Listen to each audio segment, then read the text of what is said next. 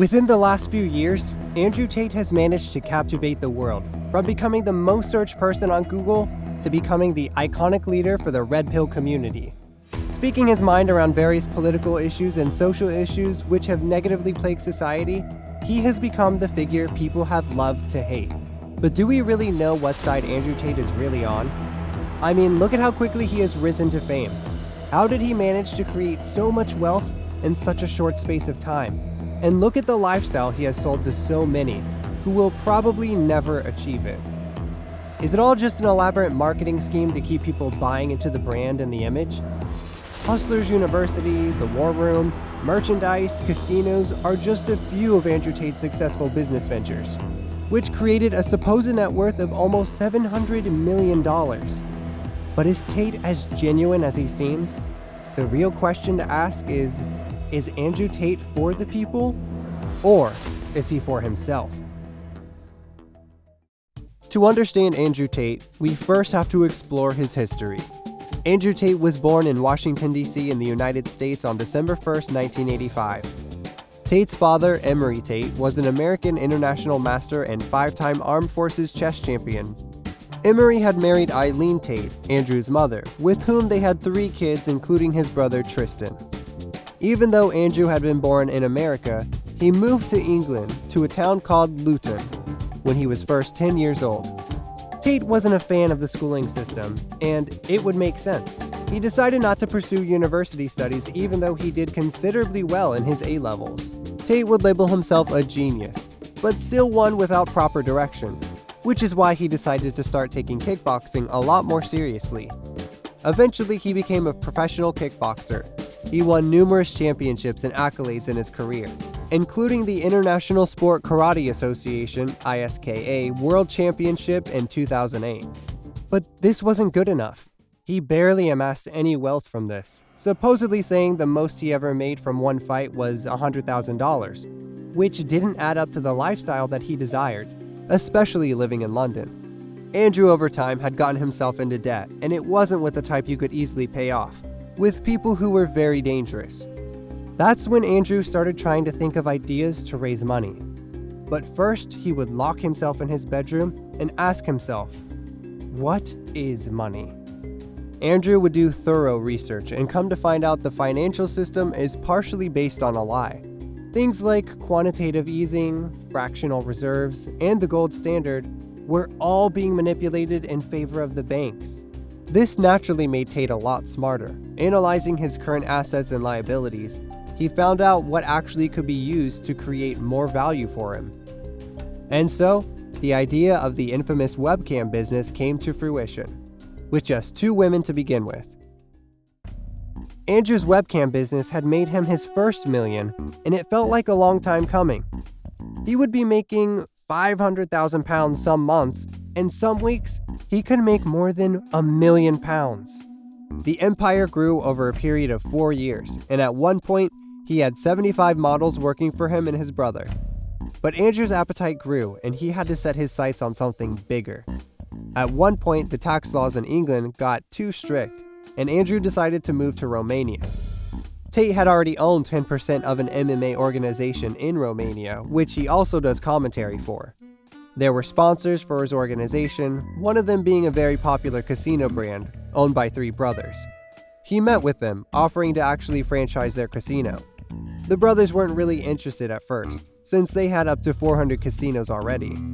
So Andrew had to sell the idea in a unique fashion and proposed that he would use his own money and take all the financial risk. To make it more tempting, he offered to open the casinos right next to their competitors, so essentially going to war for them to increase their monopoly. The brothers accepted, and this led to Andrew using his intellect and succeeding in yet another business venture, eventually opening up to 15 casinos.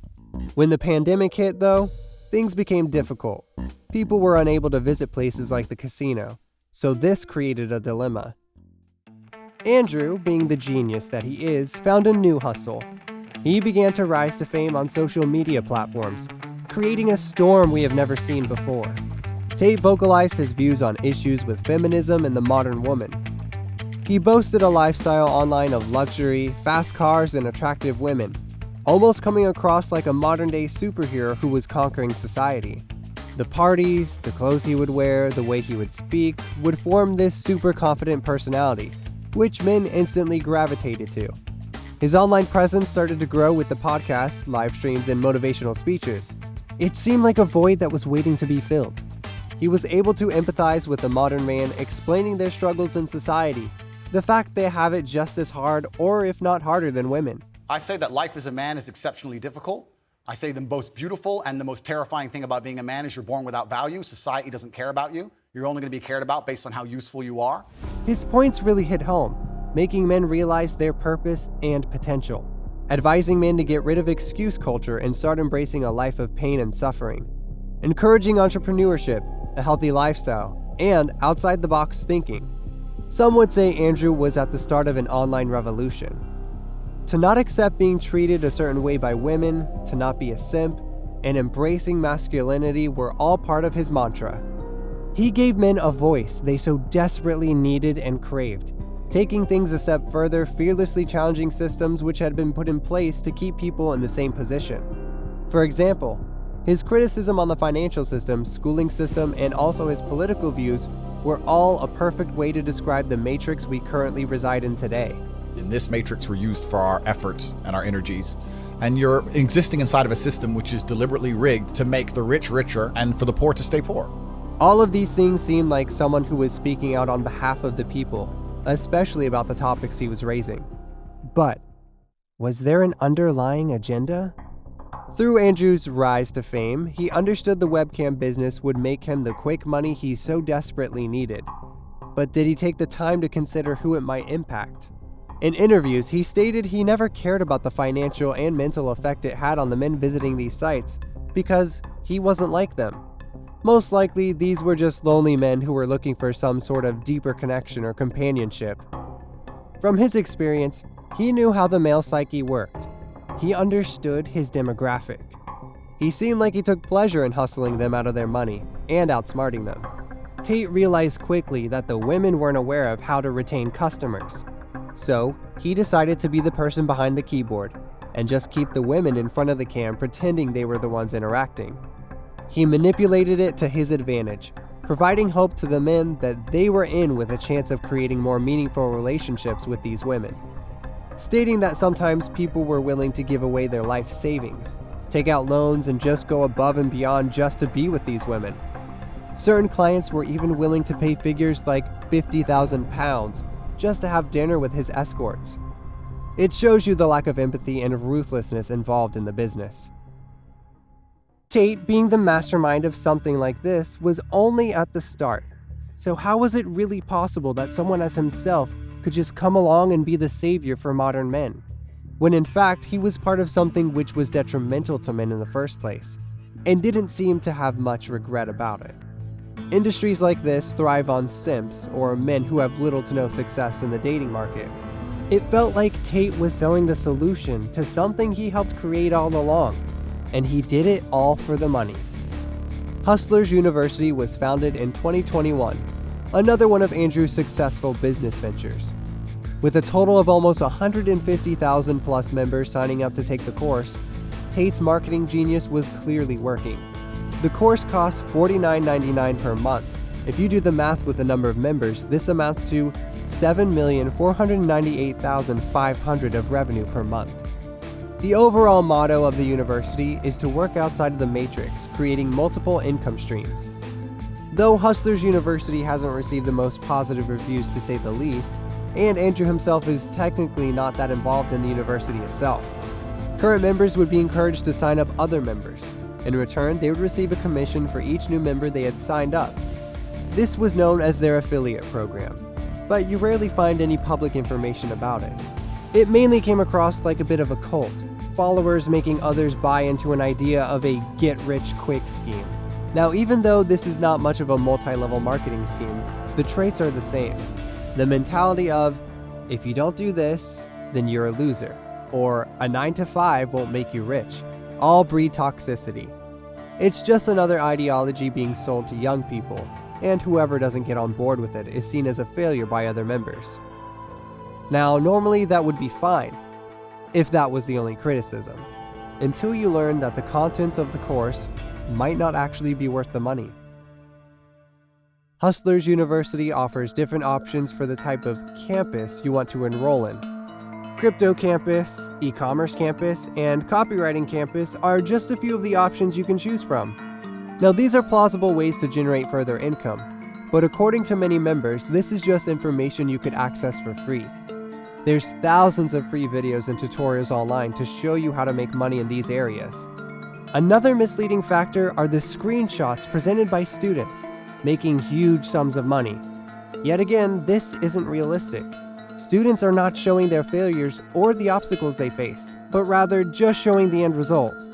This just exemplifies the traits of a multi-level marketing scheme and a lack of honesty from the people that sign you up. The professors are handpicked by Tate himself from the War Room. The War Room is essentially another Telegram group, which is similar to a network of connected Tate fans who continuously praise him like a godlike figure. There's no clear way to verify any of these professors' credentials or guarantee they have completely mastered their field. When it comes to the crypto and stock campuses, students have stated professors base it more around speculative thinking than actual knowledge. You can't really argue with that, considering the volatility and unpredictability of markets, especially in crypto. Despite all of this, the platform has pushed forward, innovating from 2.0 to 3.0 and now rebranding to being called the real world. Now, from an unbiased point of view, this would still be financially less than pursuing the educational system, like going to university or getting a diploma. On the other hand, it feels like anyone within the program can be easily manipulated and is unable to criticize the contents of the course. Now at $50, the price of the course seems reasonable, but not for the monetary value. Because essentially, it's not what the course provides that matters, it's who the face of the course is. Andrew's followers are the ones responsible for the early success of Hustlers University. They promoted it as much as possible because they worshipped his lifestyle and believed in his ideology. The course is just another smart way of Andrew expanding his empire, without investing huge amounts of time and money. Yet again, utilizing his assets, which are now his followers, and the power of social media. Andrew himself even proclaimed he has more money than he knows what to do with, and in fact, it has no value to him. So why overcharge your loyal followers who seem to believe in your every word? Emotional manipulation. You see, from the beginning, there has been a consistent pattern, one which has created Andrew's success in all departments, and one which only a master manipulator could pull off. The biggest issue that this creates is when it has gone too far, but above all, how does it affect you personally? Over the past 2 decades, we have witnessed the rise of a feminist-driven society. So, women have to be more careful who they take as role models, just as men should. Andrew himself has multiple women already, pretty much preaches a hedonistic lifestyle. Due to his lifestyle, women will be able to submit to him much more easily and won't have a problem with it. For the average man and his followers, not so much. You see, relationships now more than ever are going to require compromise. With difficult economic times ahead in the Western world, men and women need each other to survive and grow a family unit. If men are giving the impression they are able to maintain a ridiculously expensive lifestyle, and women buy into it, this creates a massive problem long term. This does not teach a future generation on a realistic way to be happy in society, nor does it teach men and women how to financially be sensible and manage a household. Andrew has to be wary of being divisive, just for the means of marketing. No doubt his words and presence remain to be effective and threatening to political agendas. He received a social media ban around August 2022, being deplatformed on major social media networks like Instagram, TikTok, and Facebook. Schools have been working hard to also remove Tate's influence from the classroom, especially on young boys, attaching his image to toxic masculinity and misogyny, which is quite ridiculous considering what schools are deciding to teach kids now. He was then arrested in December, him and his brother Tristan, for suspicion of human trafficking, rape, and forming an organized crime group. There's been no real evidence presented in this case, but the authorities remain determined to keep the Tates locked up. Despite his past actions and his ethically questionable behavior, Andrew may be moving towards a more positive light if his intentions remain correct. His recent conversion to the religion of Islam and philanthropic endeavors are all signs of a changing character. Perhaps this will provide him with the balance to not just promote a materialistic and hedonistic lifestyle, but appeal to the common man. Whether you like him or not, he is necessary for the great fight ahead involving the next generation.